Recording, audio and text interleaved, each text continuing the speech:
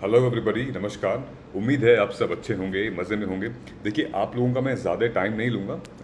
Prelims सर पर है and this is one of the most important video of निकालो प्रीलिम्स, जहाँ पे we will talk about all the important summits, conventions and declaration. लेकिन इस वीडियो में भी I will not read word by word, I will not explain word by word, I will just tell you कि क्या important है, किसको ज़्यादा ध्यान से पढ़ो, किसको कम पढ़ो, और जो ज़्यादा ध्यान से पढ़ना है उसमें से क्या इंपॉर्टेंट है। ठीक है, सो डिटेल में आप मुझसे एक्सपेक्ट मत करिए, क्योंकि हमारे पास टाइम बहुत कम है और मैं भी नहीं चाहता कि ये वीडियो 15-20 मिनट की हो। क्विकली हम एटलीस्ट 12-13 मिनट में इसको निपटा देना चाहते हैं। ठीक है, सो इंपॉर्टेंट समिट्स में पहला जो है वो रामसर साइट्स, रामसर कन्वेंशन है। It's going to be essential important. अच्छा, रामसर नाम कहाँ से आता है? रामसर नाम आता है, ईरान में एक सिटी है, एक शहर है, जहाँ पे सबसे पहले इसकी चर्चा हुई, सबसे पहले इसकी बात हुई। That's how the name comes, Ramsar convention on wetlands. So this is what, so this is a framework for national action and international cooperation for conservation and wise use of wetlands and their resources। ठीक है, सो wetland and there resources के बारे में पता है, ये सब already आपको पता है। और रामसर साइट्स की जो सेक्रेटेरिएट है वो किसके अंडर आती है? IUCN, यानी कि international union conservation of nature. Okay, जिसका हेडक्वार्टर ग्लांड में है, स्विट्जरलैंड। हेग वगैरह मत टिक करके आना, ठीक है।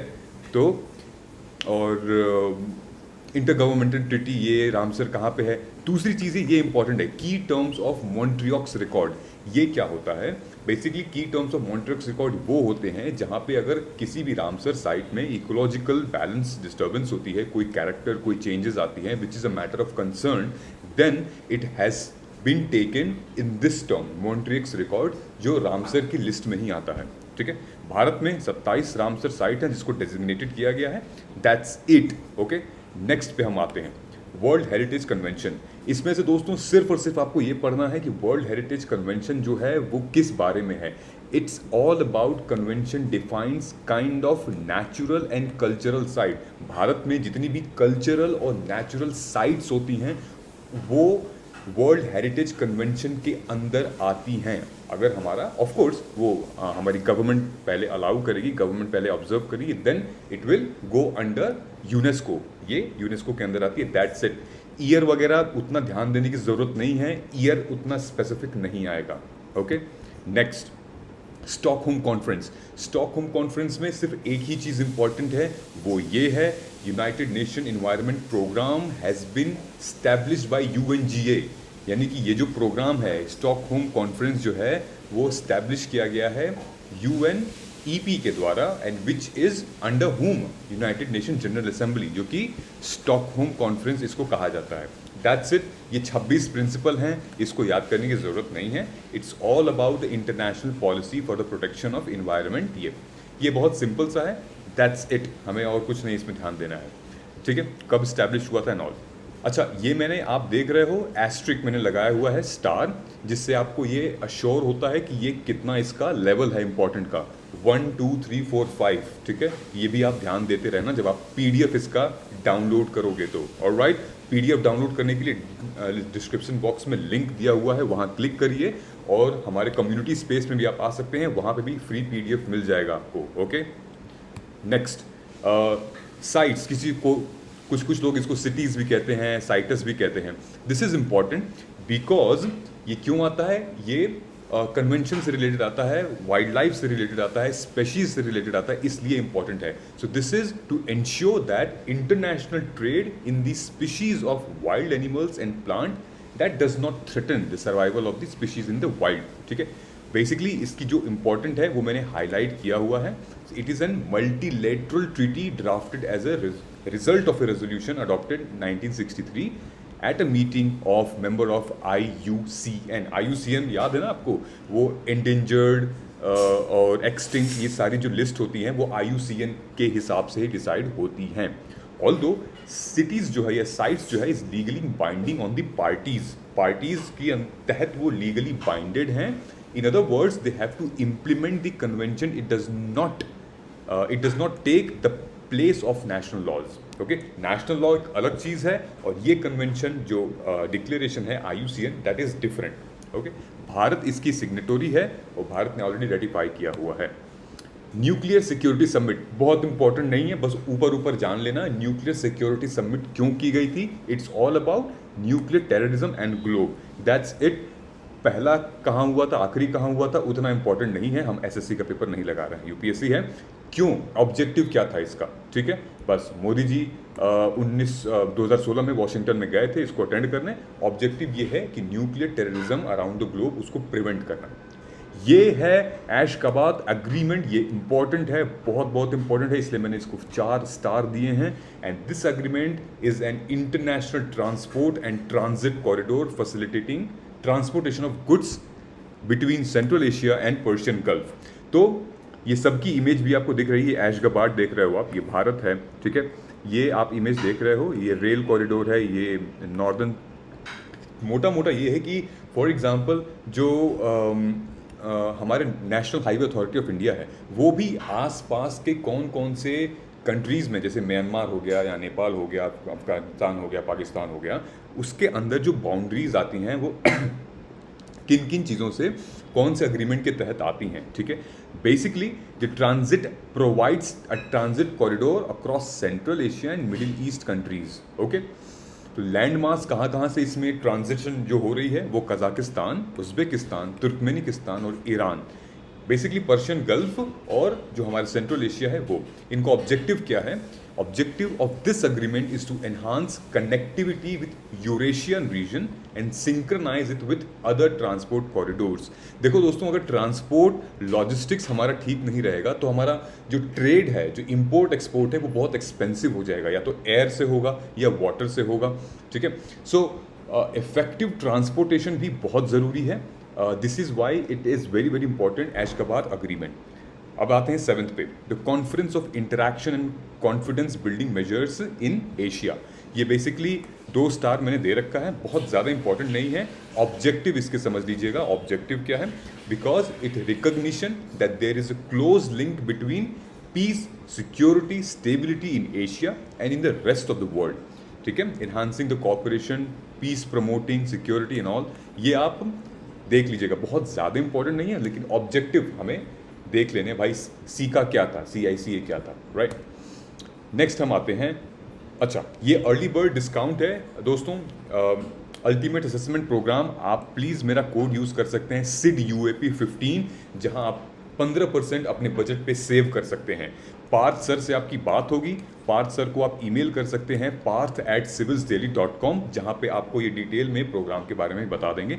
और यही वो ऐसा प्रोग्राम है जो मैक्सिमम रैंकर्स जो लेते हैं, because there is something special about this programme. So save 15% of your budget and use my code SID UAP15, और प्लीज़ ईमेल करिए parth@civilsdaily.com पे। आप इनको व्हाट्सएप भी कर सकते हैं, ये व्हाट्सएप पे भी अवेलेबल होते हैं, तुरंत कॉल मत कर देना, व्हाट्सएप करिए, ईमेल करिए, and then he responds very quickly, ठीक है। सो आप एनरोल कर सकते हैं जो बच्चे भी 2023 के अल्टीमेट असेसमेंट प्रोग्राम के लिए, जिनको फाउंडेशन कोर्स नहीं लेना, ये कोर्स बेहतरीन है, ओके। आगे चलते हैं, और ध्यान रखिए ये कोर्स जो है 4 जून तक ही वैलिड है। Now the World Health Organization framework convention on tobacco control, इसलिए मैंने इसको 3 स्टार दिए हैं। Tobacco control is essentially very very important, prevent करना है। हज़ारों लोगों की मौत हो रही है तंबाकू खाने से, ना कि सिर्फ इंडिया में, वर्ल्ड लेवल पे। सो ये इंपॉर्टेंट है। सो FTTC framework on tobacco control, इसका क्या ऑब्जेक्टिव है भाई, ये इसको वर्ल्ड हेल्थ ऑर्गेनाइजेशन ने अपने एक ट्रीटी के तहत अडॉप्ट किया था। वो ट्रीटी आर्टिकल 19 में मेंशन थी। क्या कहता है article 19? To protect present and future generation from devastating health, social, environmental, economic consequences of tobacco consumption and exposure to tobacco, smoke and so on and so forth. तो article 19 World Health Organization क्या कहता है, ठीक है। मेरा कहने का मतलब ये है कि जो मैंने हाईलाइट किया है ना, जो स्टार्स मैंने दे रखे हैं वो, और जो मैंने अंडरलाइन किया है वो, उसी को पढ़ लो, चीज़ें समझ में आ जाएंगी, एक क्विक रिवीजन हो जाएगा आपका, ठीक है। और हाँ, अगर आपने ये टॉपिक कभी सुना ही नहीं है तो हाथ मत लगाना, लास्ट टाइम में ज़रूरी नहीं है, लेकिन आपने सुन रखा है तो बस एक क्विक रिवीजन टाइप का ये सिनेरियो है पूरा, ठीक है। India has hosted 7th convention framework on tobacco control, ये इसलिए मैंने यहाँ पे इसको मेंशन किया है। अच्छा, G7 यहाँ पे इसलिए इंपॉर्टेंट हो जाता है क्योंकि अभी यूक्रेन रशिया क्राइसिस हो रहा था, जहाँ पे G8 हुआ था, राइट, ये G8 था जहाँ पे रशिया भी इन्वॉल्व था, लेकिन जब रशिया ने क्रीमिया को एनेक्स किया तो रशिया को यहाँ से बाहर निकाल दिया गया था, तब ये G7 बना। और ये G7 बेसिकली वो है दोस्तों की जितनी भी इंडस्ट्रियलाइज डेमोक्रेसी है ना हमारे पूरी दुनिया में, जैसे कि Canada, France, Germany, Italy, Japan, UK and the US of course, ये जितनी भी कंट्रीज़ हैं वो साथ में मिलके एक एनुअली डिस्कशन करते हैं कि भाई हमारा इकोनॉमिक गवर्नेंस कैसे चलेगा, इंटरनेशनल सिक्योरिटी और इंटरनेशनल जो हमारी एनर्जी है, एनर्जी पॉलिसी कैसे चलेगी, ठीक है। सो ये इंपॉर्टेंट था, इसको वैसे 2 महीने दिया है, आप इसको पढ़ लीजिएगा ध्यान से। ऑलराइट, नेक्स्ट हम आते हैं G20 पे। सो G20 ये इम्पॉर्टेंट इसलिए है क्योंकि ये एक लौता ऐसा ग्रुप है जो कि पूरे वर्ल्ड में जितने भी मेंबर्स इसमें हैं उनकी फिनेंस मिनिस्टर्स और सेंट्रल बैंक के गवर्नर्स की मीटिंग होती है। ये बहुत एसेंशियल है, ठीक है। मेरे ख्याल से ऐसे ही हर एक जो इम्पोर्टेंट ऑर्गेनाइजेशन के हेड होते हैं उनकी एक वर्ल्ड लेवल पे एक ग्रुप होना चाहिए। दिस इज़ अमेजिंग G20, ठीक है। सो यहाँ पे गवर्नर्स इन द आप ये हुआ क्यों था, क्योंकि this is against the aftermath of south Asian financial crisis, जिसको हम टाइगर इकोनॉमीज भी कहते हैं, ठीक है। एक बड़ी फाइनेंशियल क्राइसिस हुई थी तो फिर दुनिया भर के लोगों को ये समझ में आया कि भाई सिर्फ पीएम और प्रेसिडेंट का ग्रुप बनना ज़रूरी नहीं है, इन लोगों का भी ग्रुप बनना ज़रूरी है, क्योंकि इकोनॉमी से ही तो देश चलता है, ठीक है। सेकंड पॉइंट जो इसका है वो आप देख लेना की ऑब्जेक्टिव में, ये एक ऐसा फोरम है जहाँ पे government and the central bank governors from 20 major economies on economic issue and other important challenges, ठीक है। तो ये चीज़ें बहुत ईजी सिंपल हैं, आप बस विजुअलाइज करिए और देखिए तुरंत याद हो जाएगा। ऑलराइट, अब आते हैं हम, अच्छा, India is a founding member of G20, ये याद रखिएगा, ठीक है। International treaty on plant genetic resource and food and agriculture, इसको मैंने 3 स्टार दिए हैं। क्यों? क्योंकि आज के टाइम पे फूड सिक्योरिटी, हेल्थ, ये सारी दोस्तों, और टेक्नोलॉजी, टेक, गवर्नेंस बहुत बूम पे है, बहुत क्वेश्चंस भी आ सकते हैं। ये पूरा का पूरा आप ध्यान से पढ़ना। ये जो हमारा international treaty on plant genetic resources for food and agriculture आया है, ये क्या एग्रीमेंट करता है? This is basically conventional on biological diversity which aims, क्या गारंटी करता है?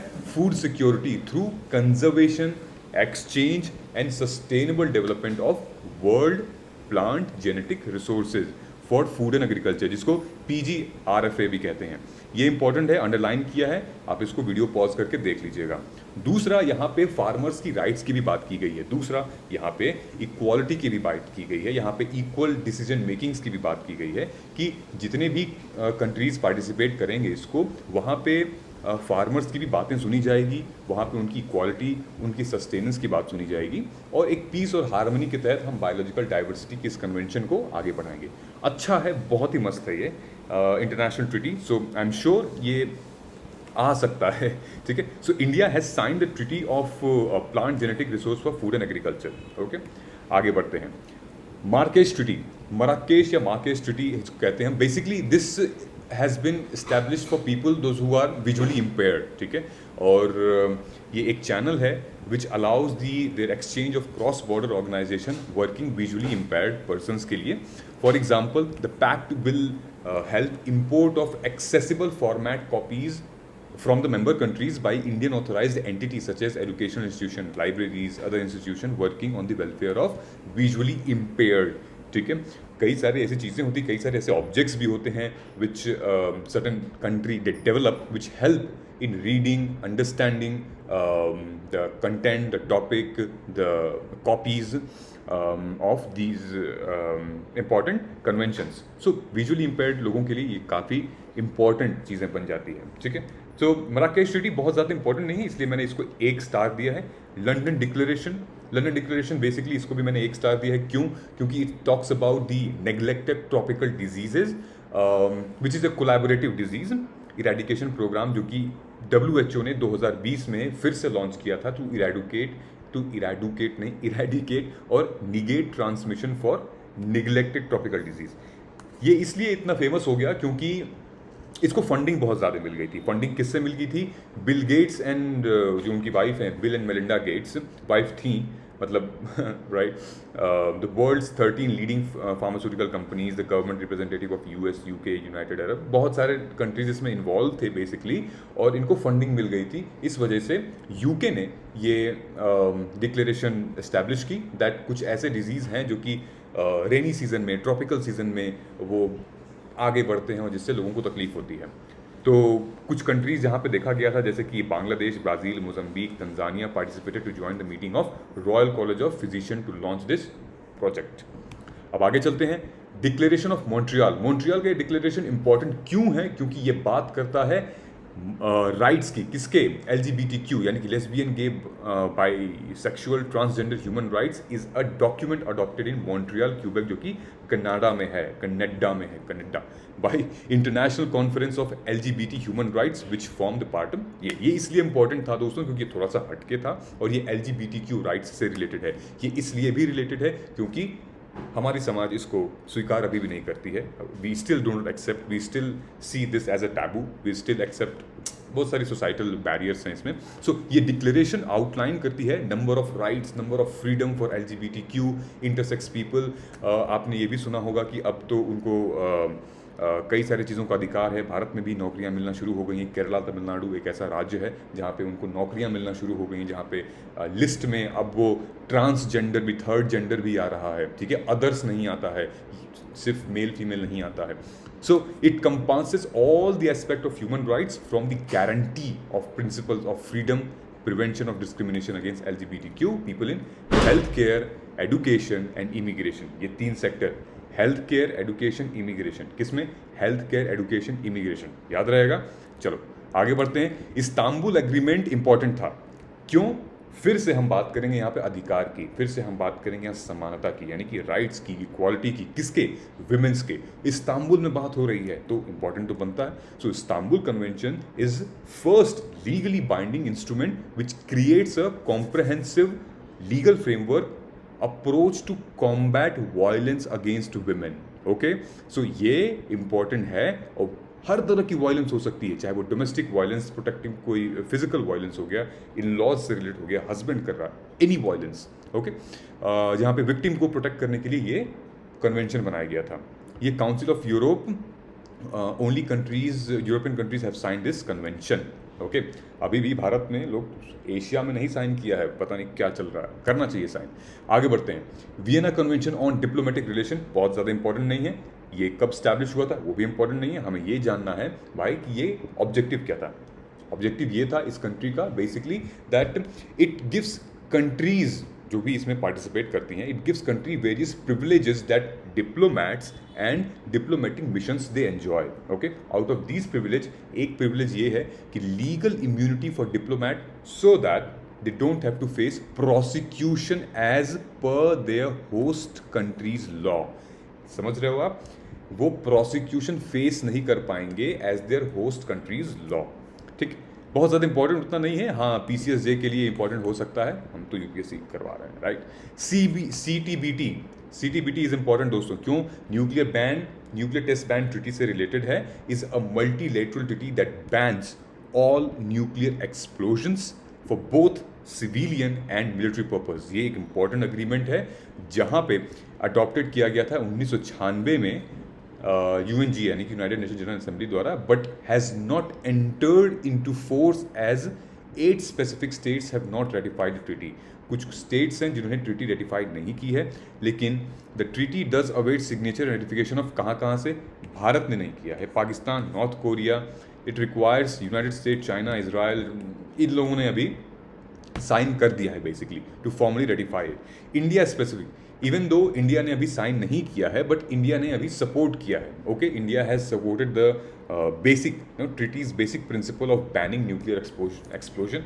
मेरे हिसाब से तो न्यूक्लियर होना ही नहीं चाहिए। एक ऐसा कन्वेंशन बनाओ आप कि किसी के पास न्यूक्लियर वो ना हो, न्यूक्लियर मिसाइल्स, बैलिस्टिक मिसाइल्स ऐसी ना हो। होना ही क्यों है ना, क्यों कर रहे हैं, इतना पैसा क्यों लगा रहे हैं, है ना? आपकी क्या राय है इसमें, बता दीजिएगा मुझे को। तो ये पढ़ लीजिएगा, ये इसलिए इंपॉर्टेंट है क्योंकि ये बैन ट्रीटी से रिलेटेड है। ओके, अब आते हैं हम tropical forest alliance. Tropical forest alliance दोस्तों, ये रियो जो 2020 का समिट हुआ था उसमें ये PPP मॉडल लॉन्च हुआ था, ठीक है, पब्लिक प्राइवेट पार्टनरशिप मॉडल के थ्रू हम ट्रॉपिकल फॉरेस्ट का अलायंस करेंगे और साथ में मिलके डिफॉरेस्टेशन को भाई रोकेंगे. It aims halving deforestation by 2020 and ending it by 2023 by tropical rain forest countries. The secretariat of alliance is hosted by the World Economic Forum. अब आते हैं digital health, global digital health partnership summit. ये बहुत important है, ये मैंने इसको 4 star दिया है. ये क्यों इंपॉर्टेंट है? बिकॉज मैंने पहले भी कहा था ये डिजिटल हेल्थ पार्टनरशिप से रिलेटेड है, डिजिटल हेल्थ से रिलेटेड है. मतलब कि it's an international collaboration on governments, government agencies, multinational organization and dedicated to improve स्वास्थ्य, health, wellbeing of citizen through, किस चीज़ के थ्रू? टेक्नोलॉजी के थ्रू, ठीक है, टेक के थ्रू, इंटरनेट के थ्रू, सोशल मीडिया के थ्रू, राइट. सो इसमें ऑब्जेक्टिव्स क्या थे? Government, equality, cooperation, transparency, responsibility. मैं पूरा डिटेल में नहीं पढ़ूंगा, लेकिन आप वीडियो पॉज करके देख सकते हैं इसको, क्योंकि ये एक इम्पॉर्टेंट सबमिट था which facilitates global collaboration and cooperation, ताकि वहाँ पे डिजिटल हेल्थ की सर्विस एक्टिव हो, मेंटेन हो, सब लोग पार्टिसिपेट करें, सब लोग की रिस्पॉन्सिबिलिटी बनती है ये. ओके, इसको वीडियो पॉज करके आप देख सकते हैं. ये पूरा ये कंट्रीज हैं, इन्होंने पार्टिसिपेट किया हुआ है. नेक्स्ट आते हैं जल्दी से हम. अच्छा, जो बच्चे यूपीएससी 2023 के लिए तैयारी कर रहे हैं, मतलब 2023 में प्रीलिम्स देना चाहते हैं, वो आज से ही मेंस लिखना शुरू कर दें. मतलब कि आंसर राइटिंग लिखना शुरू कर दें, क्योंकि आप आज से लिखना शुरू करोगे तभी जाके आप नेक्स्ट ईयर जनवरी में आप रेडी हो जाओगे. सो स्टार्ट करो, आधे घंटे के लिए ही सही. तो ये कोर्स आप यूज़ कर सकते हो. मेरा कोड SIDMAINS10, एक्स्ट्रा 10% डिस्काउंट आपको मिलेगा, और ये भी 4 जून तक वैलिड है. आपको ईमेल करना है sukanya@civisdaily.com. ये मेंटरशिप सुकन्या मैम के अंदर होगी. ठीक है दोस्तों. 20 हेग कोड ऑफ कंडक्ट. ये आपने सुना होगा, Hague code of conduct, Kyoto protocol अभी आएगा. ये सारे इंपॉर्टेंट हैं. क्यों इंपॉर्टेंट है? क्योंकि हेग कोड ऑफ कंडक्ट क्या था? Prevent the proliferation of ballistic missile. Basically ये जो हेग कोड ऑफ कंडक्ट है वो ये नहीं कहता कि हम बैन करेंगे मिसाइल को. हेग कोड ऑफ कंडक्ट ये कहता है कि हम जो भी उसकी डेवलपमेंट हो रही है, जो टेस्टिंग हो रही है, जो प्रोडक्शन हो रहा है, जो एक्सपोर्ट हो रहा है, हम उसको रेस्ट्रिक्ट करेंगे, हम उसको कंट्रोल करेंगे. ठीक है. सो ये ऑब्जेक्टिव था, स्मॉल ऑब्जेक्टिव था, पढ़ लिया. ठीक है. और ये कहाँ पे इसका हेडक्वार्टर अब देख लेना, Hague code of conduct, of course Hague में. सेंडाई फ्रेमवर्क, ये भी मैंने 3 स्टार दिया है. This is also equally important. क्यों इंपॉर्टेंट है Sendai framework? Because it's for disaster risk reduction, is an international document which was adopted in UN member state between 14th March at the World Conference. Sendai कहाँ पे है? Japan में. Japan में इसको establish किया गया था. ठीक है. सो बेसिकली इसके ऑब्जेक्टिव्स क्या हैं सेंडाई के, तो आप यहाँ देख सकते हो. Undertaking disaster risk, strengthening disaster risk governance, manage disaster, ये सारी चीज़ें आप. बिल्ड बैक बेटर, जो इकोनॉमी की बात हो रही थी ये वाली. ठीक. तो आप वीडियो पॉज करके ये देख सकते हो सेंडाई एग्रीमेंट. मैं थोड़ा सा इसको क्लियर भी कर देता हूँ ताकि आपके लिए इजी रहेगा. ओके. अब आते हैं हम नेक्स्ट पे, क्योटो प्रोटोकॉल. क्योटो प्रोटोकॉल क्या था भाई? क्योटो प्रोटोकॉल ये था कि भाई जितनी भी कंट्रीज़ हैं जो पार्टिसिपेट कर रही हैं, उसमें जो स्टेट पार्टिसिपेट कर रहा है वो ये प्रण लेगा, वो ये वादा करेगा कि हम अपनी ग्रीन हाउस एमिशन गैसेस को कम करेंगे. ठीक है. बस यही था. इसमें 2-3 पॉइंट्स थे कि भाई ग्लोबल वार्मिंग एग्जिस्ट करती है. क्यों एग्जिस्ट करती है? क्योंकि ह्यूमन मेड है ये. ठीक है. CO2 का एमिशन बहुत ज़्यादा हो रहा है. तो इसकी जो मेन फीचर्स वो यही थे कि लीगली बाइंडिंग एक कमिटमेंट होगी कि reduce the green house gases for parties that ratified the protocol. That's it. ठीक है. और the commitment was based on Berlin mandate which was part of UNFCCC. अब UNFCCC क्या है? United nation framework convention on climate change.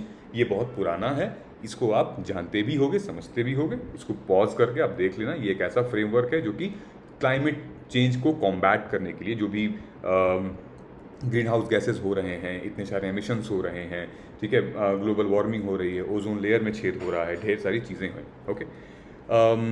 Basel Convention, the industrial world in 1980s had led to increase in public resistance or the disposal of hazardous waste. ये important था दोस्तों. hazardous waste से related वो एक theory syndrome कहा जाता था, NIMBY, not in my backyard. ठीक है, मतलब ये था कि वो तो वेस्ट उधर है मेरे बैकयार्ड में, मेरे घर के पीछे है, उससे क्या मतलब। तो ये वाली जो मानसिकता लोगों के पास थी, घर मेरा क्लीन है, सब कुछ सही है, मेरे घर के पीछे कूड़ा कबाड़ा, मुझे कोई मतलब नहीं है, यही चीज़ इंडस्ट्रीज़ भी करती थी। और इस कन्वेंशन के थ्रू, बेसल कन्वेंशन के थ्रू ये इंश्योर करते हैं कि भाई चीज़ें क्लीन हो, ठीक है, ताकि आगे उससे कोई डिजीज़ ना हो, कोई इन्फेक्शन ना हो। तो the objective of convention is to reduce the transboundary movement of hazardous waste, to minimize the creation of such waste, and to prohibit their shipment from developed countries to LDCs. LDCs मतलब least developed countries। समझ में आई बात? इसको pause करके पढ़ लेना, basal convention. Last का 2 बचता है हमारा 25 वर्ल्ड सस्टेनेबल डेवलपमेंट समिट, ठीक है, WSDS भी कहते हैं। पहले ये टेरी समिट के नाम से जाना जाता था, which is also called Delhi summit sustainable development summit, यानी कि DSDS। The first DSDS was organise in 2005। It underscores the need for businesses and private sector to lead the poverty reduction.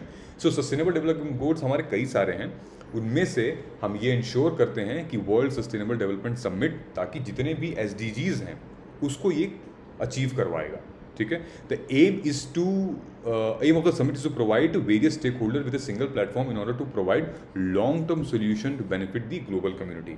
And last but not the least, जो मैंने 5 star दिया है, वो 5 star जाता है Glasgow summit को। Glasgow summit दोस्तों बहुत बहुत बहुत इंपॉर्टेंट है, अभी हाल ही में हुआ है, जिसको COP26 भी कहते हैं। ये सारी चीज़ें उसमें मेंशन्ड है, कैसे मिटिगेट करेंगे हम, कैसे अडॉप्ट करेंगे, फिनेंसेस के बारे में बात की गई थी, accounting earlier mistake, loss and damage.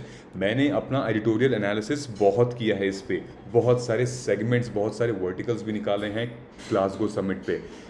मेरे आपसे ये रिक्वेस्ट है, आप वीडियो को पॉज करके जो मैंने अंडरलाइन किया है एटलीस्ट आप वो भी पढ़ लो, आर्टिकल ये पढ़ लो, क्लियर, मामला क्लियर हो जाएगा, ठीक है। I think that's it for the day, and thank you so much guys. Please hit the bell icon and subscribe to our channel, और डाउनलोड करिए PDF, लिंक डिस्क्रिप्शन बॉक्स में दिया है, और आप हमारे कम्युनिटी स्पेस पे भी आ सकते हैं, उसका भी लिंक दिया है, आप डाउनलोड कर सकते हैं, ठीक है। तब तक आप अपना ख्याल रखिए, मिलते हैं अगले हफ्ते। जय Hind and all the best.